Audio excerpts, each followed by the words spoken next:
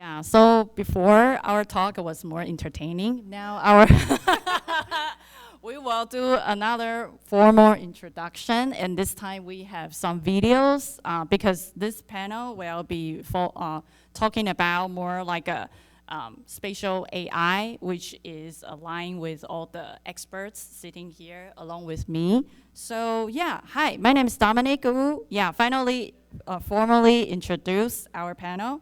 I am currently working as an adjunct professor for Kenyatta College, also serve as AI fellows, one of the AI fellows at Chancellor's office. So yeah, I want to share with you the things that I've been working on. Just like what Haila mentioned before, I'm helping some professors turning their curriculums into XR. So we can start with this video trailer, very quick.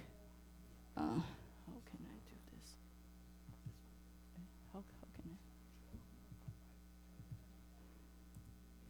How can I play it? Imagine a world where stories come alive. In a world where distractions are endless, reading is a chore.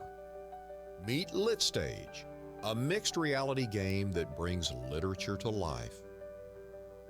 Dive into the story, play the literary piece, and learn through interactive experiences. Explore the world of Moby Dick, learn the whaling industry, and uncover the spirit of the story. With more games coming soon, our goal is to put all of literature into fun, engaging experiences. And with our desktop version, educators can add their personal touch to make learning even more engaging. Join the journey. Learn more at litstage.ai. LitStage, where stories come alive. I paid for my own college, so I knew I'd have to start accumulating a this lot is of money, the, paying student loans, paying rent. There wasn't much left over. Every month I put whatever I could. Trying to learn this. Yeah, so this is more like a literature part. And the other one is the recent one that we did for Professor Parr, who is also one of the AI fellow. We turned her curriculum into a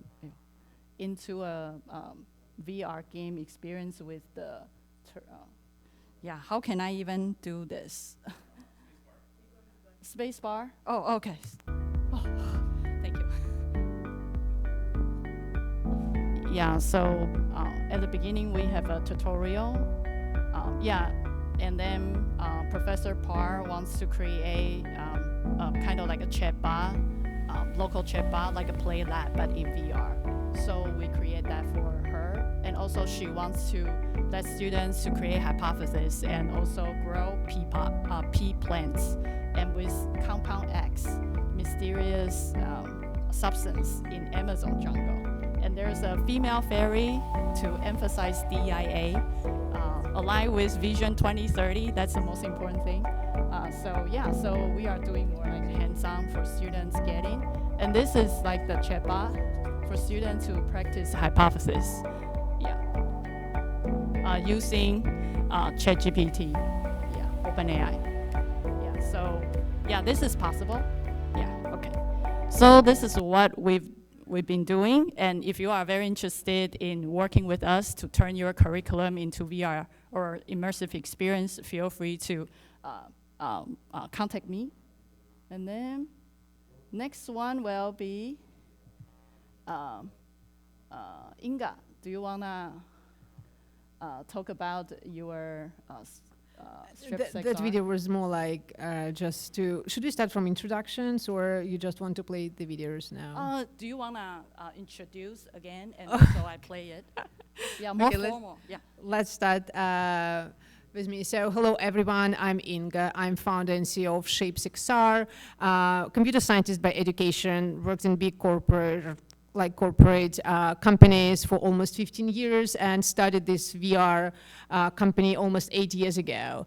And basically the mission behind ShapesXR is to make design, collaboration, and prototyping as simple as possible. You don't need to have any 3D skills. You don't need to know how to code, and inspired by the fact that understanding the scale and 3D in VR is so much easier than on a flat screen. So right now, the video that is playing, it's not about that much Shape6R. It's just one example of the college in the state of Washington that was using Shapes for and encourage students to just be creative, collaborate, and talk about biology in VR in a shared space. All of them can be in the same shared space, and they can really interact with models, and they can build fully interactive and animated presentations and prototypes.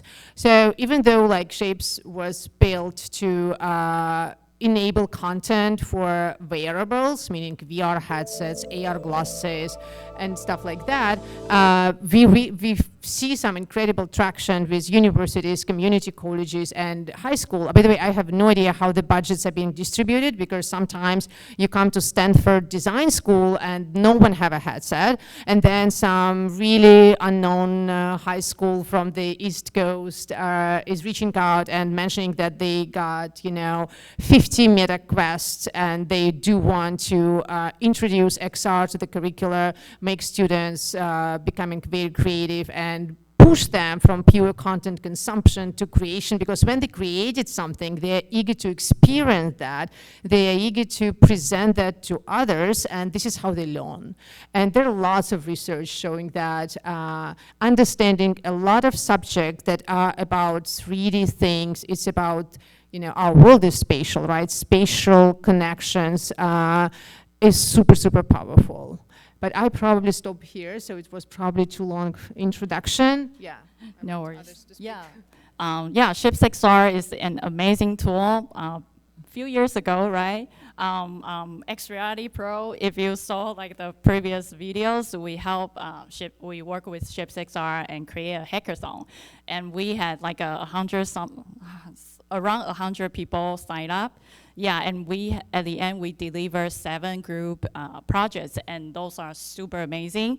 So definitely go to Shape6R website and take a look. And you have education plan, right, for educators? Yeah, can you tell us like a educator plan? I mean, we do believe that it's like really help you to engage students in entirely new way. We also love to see how comfortable teachers are, to use the platform again, because it's so accessible and easy, and we have people who help you, onboard you. We have lessons plan, so you can just request the lesson plan, and then you have your entire semester educational plan. We build that because sometimes it's so hard to introduce something new to the college. You have to build the program, you have to build, the entire set of, slides and presentations. So we did that, and we try to support schools to introduce XR. We help communicate that to budget owners. If you need hardware, if you don't need hardware, we give advice what hardware is better today, and a lot of case studies with high schools, with colleges, with universities, with some measurable return of investment. And I see that universities try to be competitive, and my daughter is a senior, a 12th grade student at Palo Alto High School, and every week we get a lot of promotions from different universities, and I see so many times when they advertise headsets on their promotional brochure. So it means that universities want to stand out, to be innovative, to show that we are teaching you the professions of the future, we are teaching you the skills that will be in demand 5 years from now. And I really strongly believe that you have to teach students, spatial thinking, building content, experience content, in this new computing platform. Because I strongly believe that the flat screen is an incredible computing platform, but the future of computing is spatial. So that's why I really encourage you at least to start exploring that and start, immersing yourself into this new medium. And then, there are so many startups like our company, and we have other beautiful, great tools that are very collaborative, and we want to help. And we talk to every school, every university that wants to start, teaching XR. Cool. Yeah. So next one will be Ken. Can you give us a little bit intro of who you are, what do you do, and what inspired you to be here today? Well, you asked me, that's what inspired me, but hi, my name is Ken Kubota. I am a serial entrepreneur myself. I started my career at Microsoft, worked there for 7 years. Then I worked directly with the CEO of Intel for over 10 years, Andy Grove. And one of the things that is drilled into me by working for him was he was very, very passionate about providing young students, young adults, a safety net. For those who are obviously headed for college, absolutely, provide that path. But what's really missing in this country is vocational training, to where, many talented people never realize their talents and their ability to provide to society because of our lack of vocational training. And this is where the junior college system is really, really important. So with that said, my career has been filled with creating innovations in digital health, from developing the first at-home device for Parkinson's disease patients, direct-to-brain drug delivery platform. 5 years ago, I developed a phone bot that answered the phone at Houston Methodist and New York Presbyterian, some of the largest hospitals in our country, to triage COVID patients when they called at 2:30 in the morning. And that bot would either direct patients to a telehealth session or to a COVID testing center, or direct them and connect them directly to the CDC for more information. It was a drastic time, and the bot was able to triage 50 million patients during that time in 2020, 2021. And now I'm the chief product officer at a company called IDS Infotech, and we're using AI and 3D rendering to automate revenue cycle management. That is the billing process in healthcare, really putting it to the insurance companies to pay up, and also in the supply chain of surgical supplies, which represents $20 billion of waste in our healthcare system. And so, when I look at the bigger picture of what everyone here is doing in the realm of AI and XR, I think it's really, really super important. From a practical sense, I'm also a father of 2 teenagers. And my son, he's 15, he's in his sophomore year, and on occasion I'll hesitantly ask, how's it going? And how school's going. And he'd make the perfect terrorist hostage, because you're not going to get any information out of him. He's the expert at one-word answers. How's school? Good. What's interesting? Nothing. What do you mean nothing? It's all boring. Okay. What are you studying? Ming Dynasty in history. And I go, Ming Dynasty? Holy cow. The Ming Dynasty was responsible for finishing off the Great Wall of China and the Forbidden City.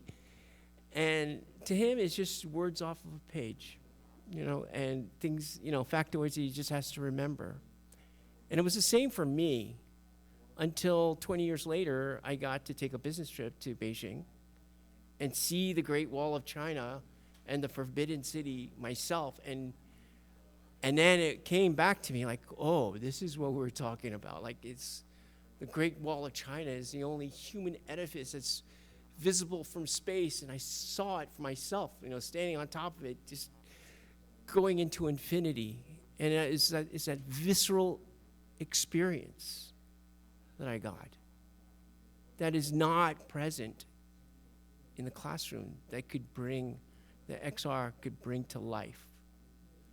It's really about bringing that visceral experience to students to emphasize the significance of what they're reading or being taught in front of them. And in a way that is highly scalable, very cheap, you know, in relationship to actually going to these places.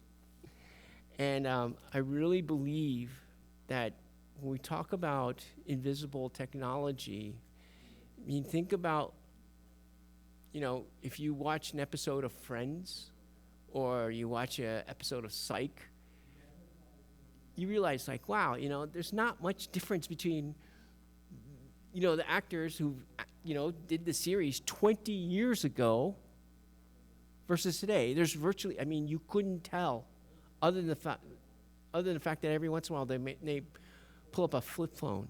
That's the really only visible difference. And our lives today is vastly, vastly different from our lives 20 years ago.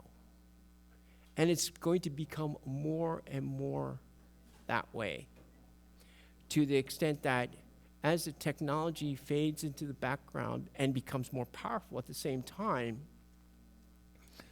our values are going to become more apparent, even amplified, as we all are experiencing right now. And so really, if I would say, is that empathy and storytelling is the operating system for which the machines could never replicate. And this is what we need to bestow to our students now. It's inevitable, right? With more and more of this information at our fingertips, 3D is definitely going to be an inevitability. And really, if there's anything I'd like you to walk away with, is how to think about it. Okay, yeah, so another speaker. While passing the microphone, and I mean... yeah, only that one works. Just like a quick note on what Ken just mentioned, even though I do wish every student see the Great Wall of China with their own eyes, because it's still possible, right? There's lots of things that just can't be seen, right? And when I was part of the back to school night, and the professor, like for my daughter in high school, he showed like a little bit piece of the actual lesson that he's teaching. And he was explaining, imagine the stars are so small at this coin. Imagine, so you have to imagine a lot just listening to him. But imagine that you have a headset and then you explore the actual scale. Okay, so these are the planets, and stars are also planets, but they're like this big and this is that big, this is the distances. This is something that's so much easier to understand, and there are so many subjects at school and at community colleges that we teach that is impossible to see, or it's too expensive. Even the field trip to a nuclear plant is close to impossible, but if you have a digital twin of the nuclear plant that you can explore, it might engage students who pick like nuclear physics to study so much more engaged and understand, so it will be just so much easier to teach that. But now the microphone goes to Jason. Before I do my intro, let me just comment a little bit. So, I'll start with the why, and then I'll come back to who I am, which is, to your point, Ken, you know, what is it about an AI that is different than a human, and humans are different than AI, that will never, ever change? And to me, the answer is experience. We will always experience that awe and wonder and have that human experience.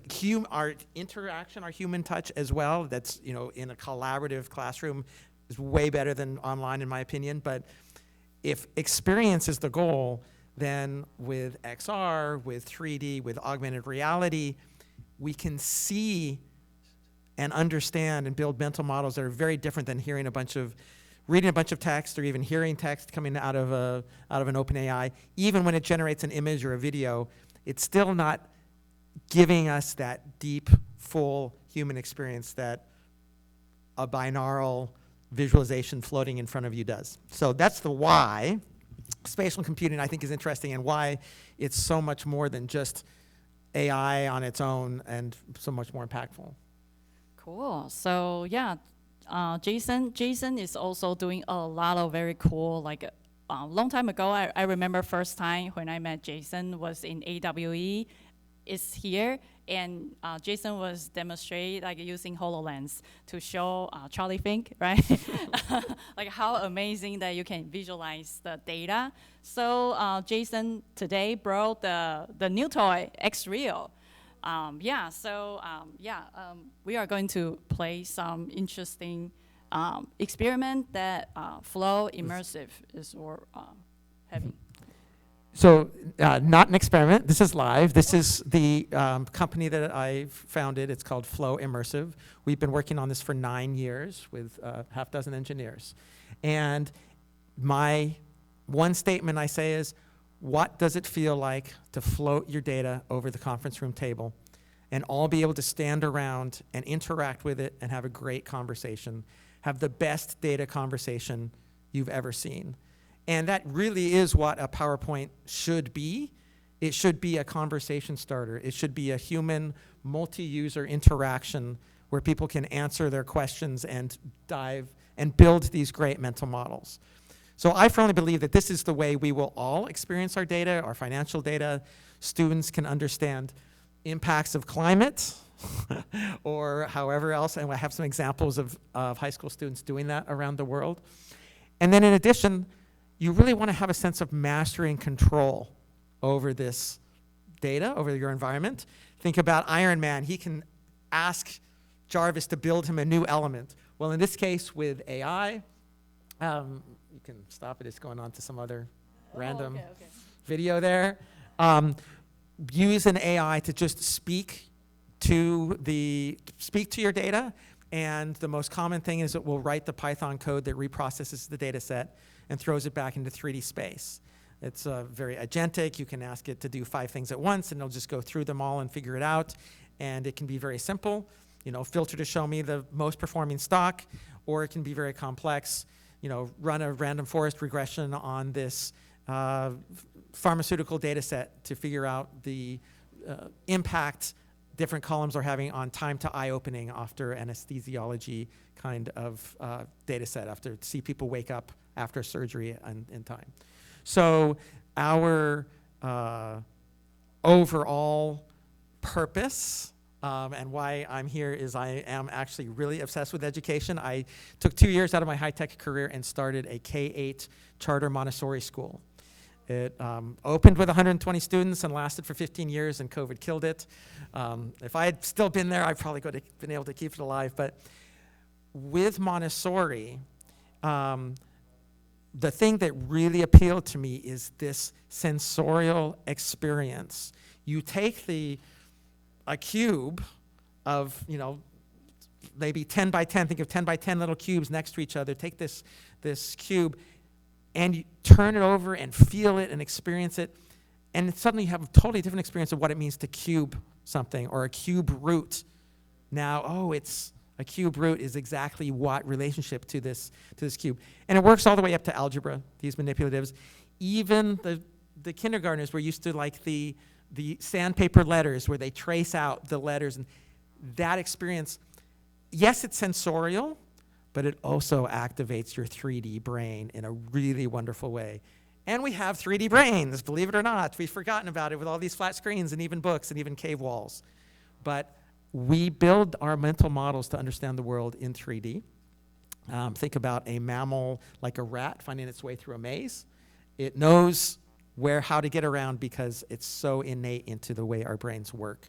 And when you build when you have this kind of visualization, it goes through your hippocampus. We can go into brain science forever. I love this stuff. I'm not an expert, but I love this stuff. It goes through your hippocampus and goes into your longer-term memory. So I have showed people things in glasses and in headsets, and years later come back and I've asked them, do you remember what you saw? And they can describe it to me in detail. That will never happen with a PowerPoint deck. PowerPoint violates the way your brain works. All these things disappearing every time you go to a new slide. Your brain doesn't know how to organize it. So using this kind of tool to enhance both the way we use AI, but also to enhance really building those good mental models for students, I think is really exciting. And just I have some research data on what you just mentioned. So one of our users, Imperial College London in UK, they did a research. So they asked students, like, if you have to compare 2D and 3D, what do you think is more complicated? And like, oh, 2D is so much easier than 3D. So as soon as they think 3D, they think about complexity. They think about very high entrance level. And so the reason for that is that even though, again, as Jason just said, our brain is 3D, what is more important, the world is 3D, everything is 3D and spatial. Why 2D is easier? Because they think immediately about 3D tools on a flat 2D screen, which literally sucks, because if you think of Blender or Maya or even game engines, Unity, Unreal, whatever, they are 3D tools, but on a flat screen tool, and then this technology is so visible. I mean, it's not invisible at all, because it's like very heavy UI. And it's like, that's why a lot of students during that survey, they mentioned, no, we go 2D design career. But then 2D design career is limited to web app design, because like, how can you redesign the world?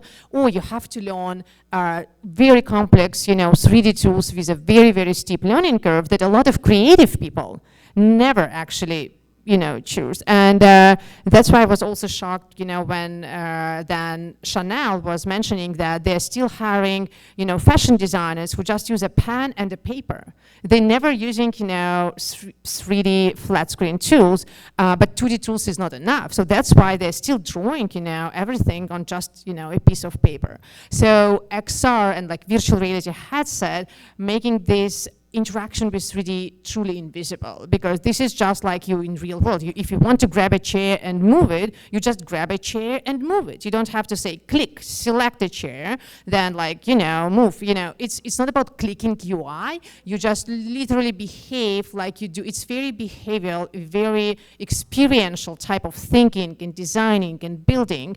And that's why it's so unfair when a lot of students, they don't go for 3D career, even though we do believe that 3D is going to outpace 2D, because again, the world is 3D, everything is 3D, because they immediately think about all the complexity of the UI, user interfaces of the 3D things on a flat 2D screen. So that's why I really want this to see how this is changing. And 3D immersive tools help to understand that 3D can be very accessible. What is more important, it's a next level of collaboration, because it's not like you see a mouse of someone, on the same screen. You actually see a person or an avatar, like digital representation of the person. It's a very high sense of presence, which really encourage them to collaborate. And another research, and I stopped then, was actually done by Stanford. They were saying that the most talkative and vocal students in the classroom, in VR, people who never say a word, who seems to be like not engaged in the conversation, when they are behind the avatar and when they are given all those tools, they become so creative and so opinionated, and that's also helped them to unlock the potential of those students that usually when we just see each other are not engaging that much into conversation. Yeah, so. Technology becoming invisible because it's the way humans' brains and hands work. So it becomes invisible. Yeah, so that's why I know our topic is called Behind the Scene, the Rise of Invisible Tech. Through spatial, through XR, through our brain wiring, all the UI start become, dissolved, and AI really helps us to, automate. Like Orrin Butt said that, AWE founder said that, XR is the interface of AI. So, so whatever you wanna visualize in AI, right? That's XR. So that's why we brought up the spatial AI. Okay, so I think we are at the time, and all our speakers are pretty much talk a lot about like a spatial AI and also how it apply education. Now we can go to our Q&A session. I know a lot of you might have a lot of questions. So yeah. Hi, thank you. It was opening listening to you about how spatial education could enhance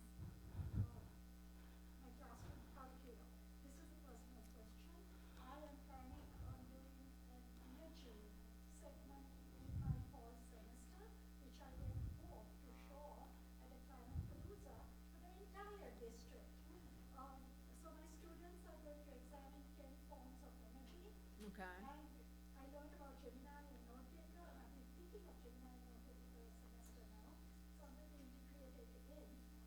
Would you partner with me to make it a spatial presentation product that you can show off at the time of release?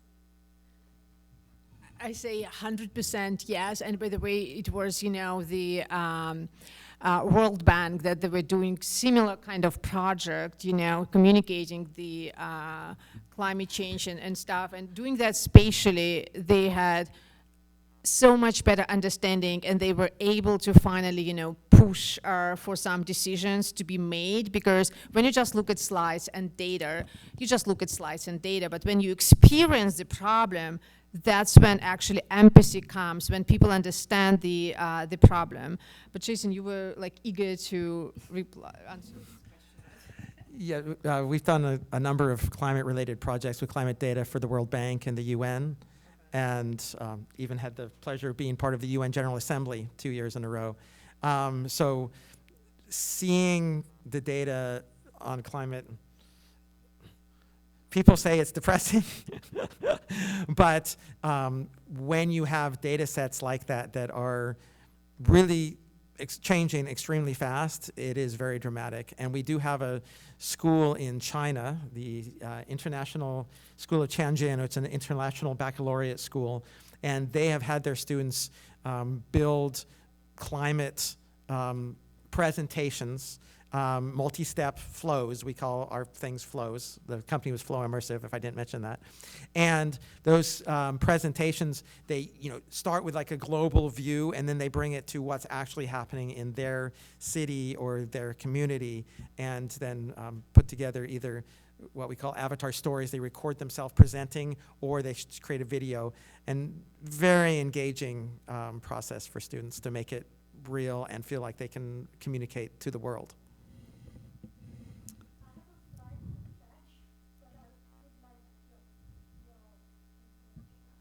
Yeah, Hyla, can you help? Yeah, cool. Awesome. Okay. Thank you. I would like to mention something that many people here may not be aware of, but something that I have observed with kind of being a spatial evangelist, going around and showing people, like, please, please check this out.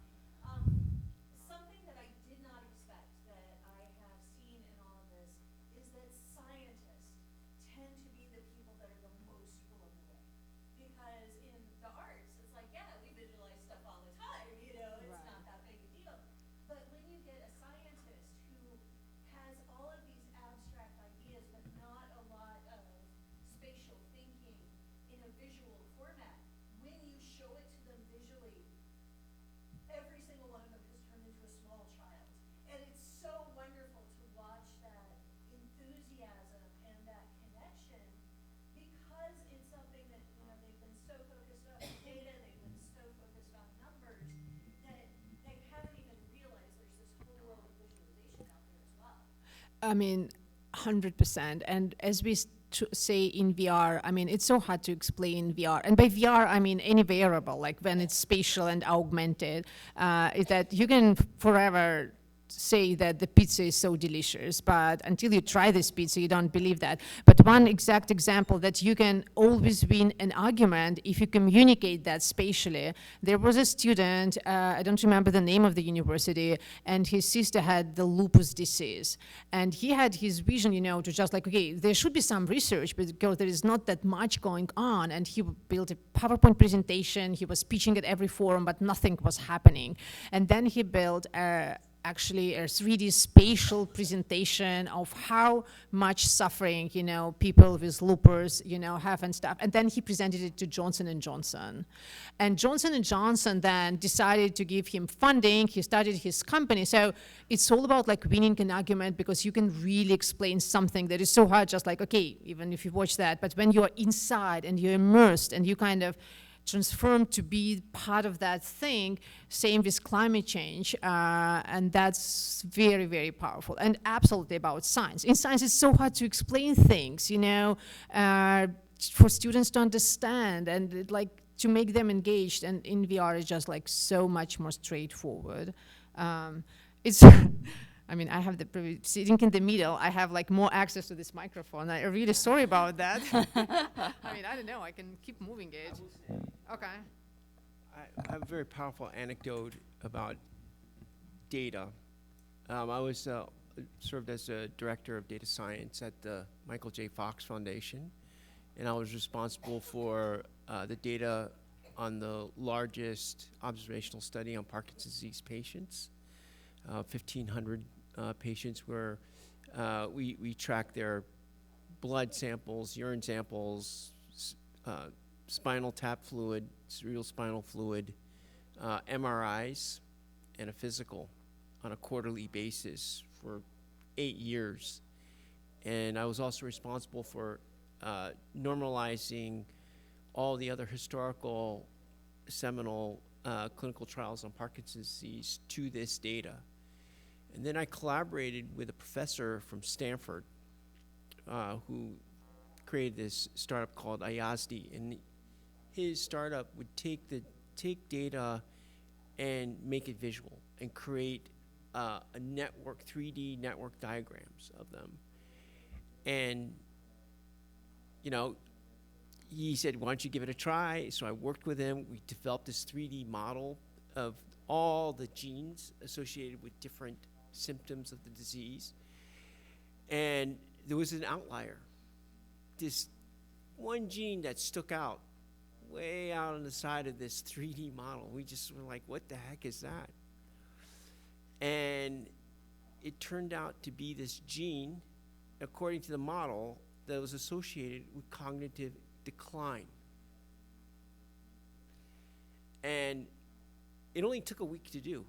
So I showed it to all my PhD peers at the foundation. They were like, oh yeah, whatever. You know, they just dismissed it. A year later, both from Stanford and Mount Sinai published papers on the fact that this gene that came up on our three-dimensional data representation was indeed associated with cognitive decline across Parkinson's disease and Alzheimer's. It's called EPO4. So from that day on, anytime I found something in the data set through 3D model, people would now pay attention. But it's just this amazing, amazing way to take a look at outliers that you cannot see through error bars on a Gantt chart. So that's what I would have to share with you. It's like, you know, you can spot things that could be just revolutionary if you just could pay attention to the outliers in your data. Don't throw them out. Cool. Any questions? Please.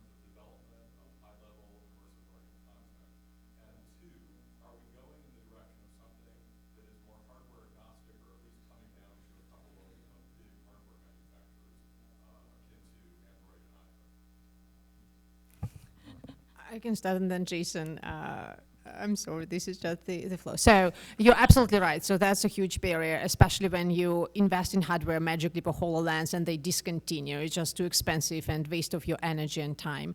And unfortunately, you're right, because it's a lot of independent software vendors that are building products for high schools and colleges, you know, and they all kind of can be just one platform, just support, because it's also super expensive for them to be cross-platform, right? now with Android XR, as you mentioned, upcoming headset Muhan, it's just the start of the new era, I would say, because I mean they have 9 devices in the pipeline, but the good news is still Android XR, which makes us developers, build once and deploy everywhere. So we are the launch app for Muhan that is coming on October. That's probably confident. That is coming soon, and then like the next generation of this class is coming next year, and then for us it will be not one click, but close to one click to deploy. I also believe that definitely Quest and Meta is a good solution for education just because of the cost. It's so cheap, and they even give this, device management system, I believe for free or like super, super cheap, probably not, but they were like some universities were moving, from other MDM systems to Meta Horizon, Enterprise, whatever. It's just like incomparably accessible pricing-wise. Talking about Shapes, we are cross-platform, so it doesn't matter if you have Pika device, you have Quest, you have upcoming Samsung headset, even Magic Leap, if you still have them, we are cross-platform, meaning that you can have different devices, but you still can all join the same shared space. And you as a teacher, for example, we do have that. Actually, it's real example. We have a professor who is so passionate about XR, but he just, can't wear a headset for more than 20 minutes. That happens, to people, even comfortable headsets. So you can join via web browser, but you still are, it's like truly real-time cross-platform collaboration. And I hear you, even though it's very expensive for us, to support that, not just that you can use us from Pika, but that you can be all on different devices and still meet in a shared space and build together. So to have absolutely unified cross-platform, we go for it. Exactly because all the time we see that university has Pika devices because there was some grant program and they received them for free. And then they have Meta devices. And then there was like, now Samsung probably is going to be a very sophisticated productivity headset. It's just very comfortable. It doesn't sit on your face, and it's like the resolution is like much better than on Quest 3, but it's not that great like Apple Vision Pro, but Apple Vision Pro is probably not affordable by university, too expensive, and we don't expect it to become significantly cheaper. So if just like you need a recommendation, I would still go for Quest. It's the best quality for pricing, it's just like so cheap. And upcoming Meta Connect is next week, so Quest 4. Anyway, so that's incredible. I know that Pika is very popular in Europe, so we see in UK and European countries a lot of Pika devices. Coming to mixed reality, if you're building for the real world, I would still go for Quest. It's just much better mixed reality because it's about depth, machine learning, understanding. It's just like more advanced from that perspective. Even though we work with both Pika and Meta device, just mixed reality is better how they render. But I understand your pain. I mean, even though we keep talking about interoperability for universities and for everyone, we are far from that. We are really far from that. And that's why we also can say like there is no distraction in VR because students can't really easily go from one app to another app. They can't open the browser in a headset and go play chess or even something poker VR, right? So that's good news, but it's going to change with Android XR. I think the whole thing that it's very similar to how you use computers. So it's operating system that combines different apps and you can easily switch between them. But we just have the first device coming Q4. So yeah. If I may chime in on the content question, the California Chancellor's office has been very supportive of us finding ways to empower people to create their own university content. And that's one of the things that ShapesXR is really excellent about. But we literally teach students to build these things with video game design. And there is such a need in education for this content, and for this content to be open educational resources.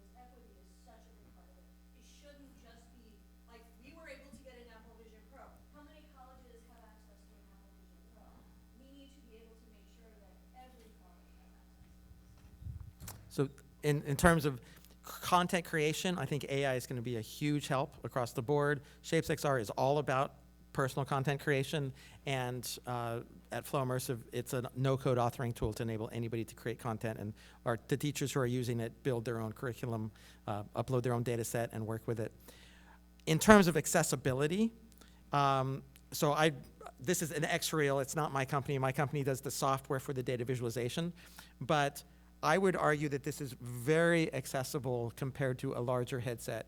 I can see all of you very clearly. It's a little bit of sunglass material. In the future, they're going to be even more clear and all day, every day. And glasses are it's a hard technology that we're comfortable having within an inch of our eyeballs. And that's not true of a big headset. A big headset kind of feels inhumane compared to a pair of glasses. So as these start to hit the market, and I would predict there's going to be a half dozen of these in the next 6 months, and maybe a dozen in the next 12 months. Chinese companies are all over this, as well as we have huge announcements and examples from Meta. Apple's not announcing, but we know they're working on it. Tim Cook has certainly talked about it. Qualcomm, Samsung, Google, 6 of the biggest corporations in the world are spending billions to bring this to a way that would be much more accessible, and I think feels like a huge sea change in my business, a huge sea change from the big headsets. Yeah, and also for this stage that I'm faculty founder, me and 2 of my students, one of it is Kenyatta student, the other one is my design lab student. 3 of us, we are building for faculties. And also I'm learning React, so I'm learning how to set up AI authoring tools. So yeah, I can show you the demo. So if you are interested, right now we are working with Professor Parr to turn her biology curriculum into a VR experience. And later on, we will have another 2 projects, which is AI, how to learn AI in VR. The other one is engineering. Yeah, so yeah, if you are interested, we can talk, and then I can show you like AI authoring tools. Yeah, cool. Any other questions? I'll also mention that anybody who wants to try this, there's a few enough people in here that in a few minutes we could make sure that everyone sees what it looks like. So find me after this. Go. And by the way, Meta Connect is next week. Rumor has said that, yeah, Robin, Inga, Jason, are you going? Double booked. Too busy. Yeah, so we will, a lot of us, we will go to Meta Connect. Rumor has said that they are going to release SDK for Ray-Ban. Is that true? Yeah. Yeah, rumor says that. So I'm very excited because imagine if we can have like a lightweight and affordable. I mean, it's $300. It's still a little bit expensive, but compare with the Apple Vision Pro, yeah. So I think this, because if they can release the SDK, more people can develop. Yeah. Okay. Cool. Any other questions? Official request from Asians. I have the Meta and the Ray-Bans, and this does not. Oh, you need to go to Amazon and buy the nose. I bought the hat. Oh yeah. That's the same question for me. Asian girl, we have a very small nose. They are not designed for Asian girl. Maybe we get like the nose hat built in so that one can, have sunglasses. Just want to make sure that, Ray-Ban are smart glasses, not really like AR glasses, but anyway, it's still cool. But there are upcoming one. The line, Yeah, actually, just Oakley. people don't go and buy it expecting that they just sig stuff, AR glasses. They're not. It's just like cool AR. 2026. Yeah. Yeah. Cool. Any other questions? Please. Curious, from the panelists, what's the coolest education content that you guys have seen recently that just blew you away? Because you see a lot, you've talked about a number of examples of things that you've done, but what's on the horizon that, wow, when they nail that, and it's also, universally available, it will transform education. That's That's a beautiful, great question. I mean, my answer is that I have not seen anything that blew my mind away, but also because I'm in this industry for so long that I just still believe we can do much better. I know that Prisms, the company that is doing modules for mathematics, is just doing great from revenue perspective, which tells me that probably the content is good enough, but it's for high schools, I think right now, about, math. Then anything related to presentation, communication skills and stuff like that, like bodies, verbs, and they're giving this product away for free. So they are doing some, but again, it's avatars and probably AI-enabled communication skills when students can really upgrade how they present, how their ideas and stuff like that. I mean, from 115 universities using ShapeXR, they all build their own lessons, their own content, and something that really blew my mind away is Nebraska University Medical Center. So the students under the semester project, they actually help to plan the actual hospital and surgeon room and, and usability of that one. And now it's a commercial project. So, but coming to that, I'm probably not exposed that much. I know that prisms and body swaps. Anything else? Anything that's really taking advantage of AI to give students creative ability and a sense of mastery and control is what I'm excited about at the moment.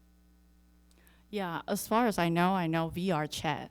I know VR chat for you guys might be, oh, that's like a kind of like for kids or for like a teenagers to hang out. But I would say that the immersiveness and openness is very, very creative. And I know a lot of teachers or a lot of like live performers, they put their work on VR chat. And it's considered to be the metaverse, even though Meta is trying to take that name, but the actual one is VR chat. And I can tell you how immersive it is. One time I was hanging around in VR chat and I went to a room and I need to pick my character and I pick a tiny chicken in the desert of like, it's very, very interesting. And I was jumping and I saw everything was oversized, it's fun. Suddenly there's a giant Godzilla shows up and look at me and grab me into the hand and look at me and trying to snap me. And I was so scared and I keep telling myself it's fake, it's fake. I'm not afraid, it's VR chat. But it's just so real, so scared. I feel my life being threatened. So I immediately take off my headset. And I was still scared of returning a room. I think a VR chat really, it allows people to build stuff because I actually purchased there like a creator program, like a $9 and then per month. And then you can access to all their creator tools. They use Udon like a year ago or 2 years ago. They used like a Unity Udon. I mean, I happen to know how to do that. So I create a room very quickly within 1 day and put all the interesting, it's just Unity. So I make a very interesting presentation room or, like a bar or something. So I think if, I mean, VR chat. I just noticed that VR chat for some reason is blocked in many universities. They don't have access to that one. Oh. Just if you can't find it, probably you have to talk to your IT department because it's very gaming. It's not secure. Lots of adult people, around that can offend the students because it's like thousands of people around. Yeah. But if you have, so that's to check. And I actually recall another tool, Zoe Immersive, if you're into building games, interactive games, so that's also, that is going after education. Zoe, yeah. Yeah, and I think like Engage XR, if you wanna be very, very business-like, hanging out, or like a professional, hanging out or like a lecturing. I went to Engage XR for some XR Woman events and educators in VR events. I think they create a lot of interesting, engaging like a virtual presentation there. And I think it's very, very interesting to present and meet people in virtual world. Yeah, I mean, I think all the advanced tools are pretty much right now. I know we are. I remember people ask me like, "Oh, what's the best practice for XR?" And I said that if the headset is not defined yet, because right now we know there will be some lightweight glass showing up. If the device is not being defined and the software is living on top of the device and the UX UI is living on top of the software, right? So right now this is moving very fast. So I think it's still evolving. So yeah, we can see more, for example, like Orion. We saw Orion, you can pretty much use like an AI. So for example, like the demo is that you wear Orion and you look around and there are a lot of like food and there will be a lot of like a nutrition show up using computer vision. So I think technology is there. It depends on how educators to pull everything together and make your. Let's be honest, Orion is 5 years from now. It's not available today. So, but technology is available today. Just like, yeah, not Orion. Yeah. Now Orion, yeah. I mean, X-Real, right? X-Real considered to be. Today's one. The difference is this is not designed to be an all-day everywhere, all-day wearable, where Orion and this next generation, Yeah.